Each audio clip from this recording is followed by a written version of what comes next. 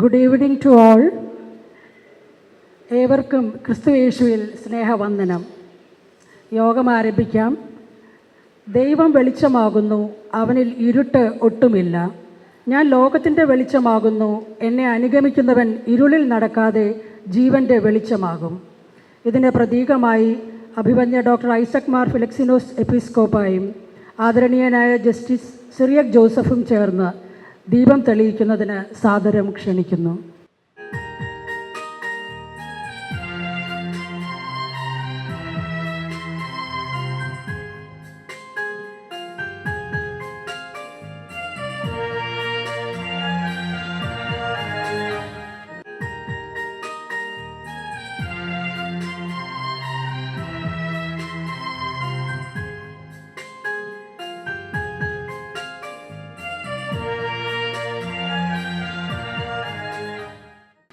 ദൈവരാജ്യത്തിൻ്റെ, അതായത് യേശു ലോകത്തിൽ വന്ന് പ്രഘോഷിച്ച ദൈവരാജ്യത്തിൻ്റെ സാക്ഷാത്കാരമായ പുതിയ ആകാശം പുതിയ ഭൂമിയുടെ പ്രവർത്തനം ഈ ലോകത്തിൽ നടന്നുകൊണ്ടിരിക്കുന്നു. അത് അട്ടിമറി സുവിശേഷമായിട്ടാണ് എനിക്ക് മനസ്സിലാക്കാൻ സാധിച്ചത്.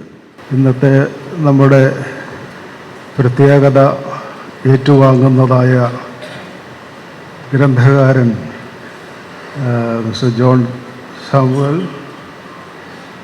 സ്നേഹമുള്ള വൈദികരെ, സന്നിഹിതരായിരിക്കുന്നതായ വിശിഷ്ട വ്യക്തികളെ, സഹോദരി സഹോദരങ്ങളെ, ദൈവനാമത്തിൽ ഏവർക്കും സ്നേഹവന്ദനം അറിയിക്കുകയാണ്. ഈ ഒരു പുസ്തകം പുതിയ ആകാശം പുതിയ ഭൂമി അട്ടിമറിയുടെ സുവിശേഷം എന്ന പുസ്തകം ഇന്ന് പ്രകാശനം ചെയ്യുകയുണ്ടായി.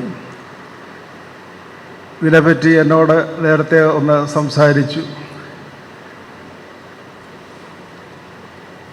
എന്താണ് ഈ പുസ്തകത്തിൻ്റെ ഉള്ളടക്കം എന്ന് ഓടിച്ച് ഒന്ന് നോക്കുവാനായിട്ടുള്ള സാവകാശമൊക്കെ ലഭിച്ചു. ഓർപ്പിച്ചതുപോലെ വർഷങ്ങൾ തൻ്റെ വായന, തൻ്റെ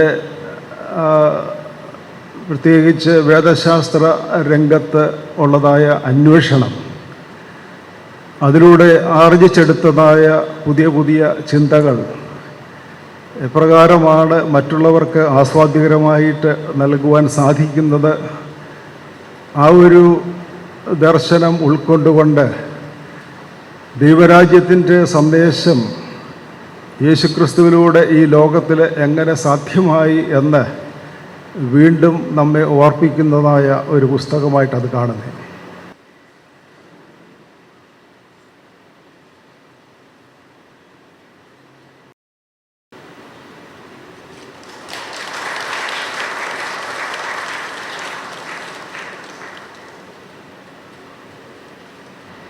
എന്നാൽ ഈ പുസ്തകം കയ്യിൽ കിട്ടി വായിച്ചപ്പോൾ എനിക്കൊരു കാര്യം മനസ്സിലായി.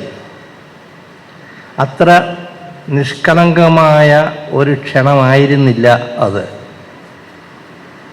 എടാ സിറിയക്കെ, നീ സുപ്രീം കോടതി ജഡ്ജി ആയിരുന്നിരിക്കും, ലോകായുക്ത ആയിരുന്നിരിക്കും, പക്ഷെ ഇനിയും നിനക്ക് പലതും പഠിക്കാനുണ്ട് എന്ന് എനിക്ക് ഒരു സൂചന നൽകുന്നതിന് വേണ്ടിയിട്ടാണ് എന്നെ ഈ പുസ്തകം സ്വീകരിക്കാൻ ക്ഷണിച്ചതെന്ന് ഞാൻ തിരിച്ചറിയുന്നു.